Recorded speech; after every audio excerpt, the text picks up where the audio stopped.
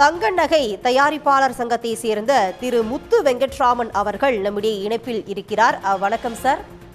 தங்கம் மற்றும் வெள்ளியின் விலை இன்று வரலாறு காணாத ஒரு ஹிமாலய உச்சத்தை தொட்டிருக்கிறது. இனிவரும் காலங்களில் இது எப்படி இருக்கும்? விற்பனை மற்றும் வாங்குபவர்களின் சதவீதம் கூடியிருக்கா இல்ல குறைஞ்சிருக்கா? மேடம், இப்போ வாங்கக்கூடிய நபர்கள் கூடிதான் இருக்கு.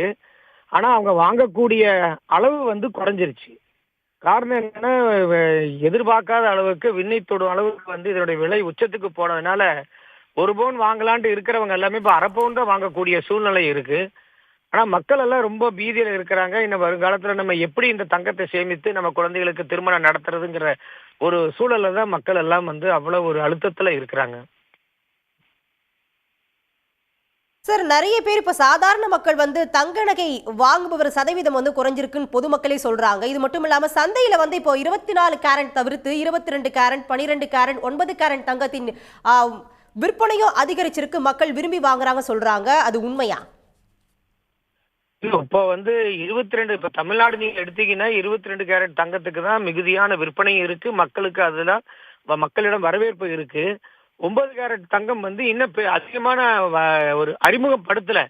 அரசாங்கம் அதை விற்கலாம் அப்படின்னு சொல்லிட்டு போட்டிருக்கிறாங்க. கட்டாயப்படுத்தல இன்னும் அதைய. இப்ப அந்த 9 கேரட் தங்கத்தை நம்ம வாங்கி அதை பயன்படுத்தும் பொழுது அது செம்பினுடைய தன்மை தான் அதிகமா இருக்கும். 37% தான் சொக்க தங்கம் இருக்கும். 62% செம்பு தான் அதுல இருக்கும். ஸோ அது பயன்படும் பொழுது, அது நம்ம பயன்பாட்டுக்கு வரும் பொழுது அது கலர் மாறுமா, இல்லை கருப்படிக்குமா, இல்லை அதனுடைய நிறம் மாறிடுமாங்கிறது இன்னும் தெரியல. அது இப்போ ஒரு R&D மெத்தட்ல ஒரு ட்ரையல் பேசிஸ்ல தான் இருக்கு. இப்போ அது இன்னும் 1 வருடம் 2 வருடம் பிறகுதான் அதுக்கு உண்டான அலாய்களை கண்டுபிடிக்கணும். இப்போ கையில செய்யக்கூடிய நகைகளுக்கு ஒரு அலாய் கண்டுபிடிக்கணும்.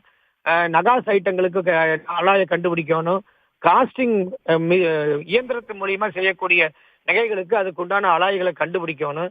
அதெல்லாம் இப்போ ஒரு ட்ரையல்ல இருக்கிறதுனால இன்னும் போக போக தான் அதனுடைய தன்மை எப்படி இருக்குன்னு நமக்கு தெரியும் மேடம். ஆனா இதுவரை இன்னைக்கு 9 கேரட் தங்கம் மிகுதியா எங்கேயும் தயாரிப்பு நடக்கல. அங்க இங்க 1-2 செயின் அந்த மாதிரி 1-2 நடந்துகிட்டு இருக்கு. அது ஒரு பெரிய வரவேற்பு இன்னும் துவங்கல இன்னும். நிச்சயமா சார், உங்களுடைய தகவல்களுக்கு நன்றி. உடனுக்குடன் செய்திகளை தெரிந்து கொள்ள சன் நியூஸ் பெல் ஐகானை கிளிக் பண்ணுங்க.